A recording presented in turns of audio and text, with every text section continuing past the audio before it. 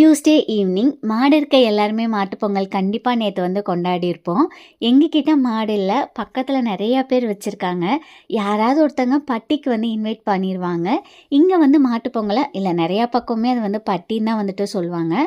So அதுக்கு தான் வந்து கிளம்பி போயிருந்தோம். நான் ஆஃபீஸ்க்கு ஒரு 2 ஹார்ஸ் மட்டும் பெர்மிஷன் வந்து சொல்லியிருந்தேன்.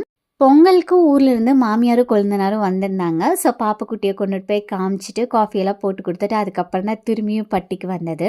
நேற்று கேட்டிருந்தீங்க எதுக்கு ஒரு பொங்கல் ஊற்றி வச்சுருந்தோன்னு சொல்லிட்டு.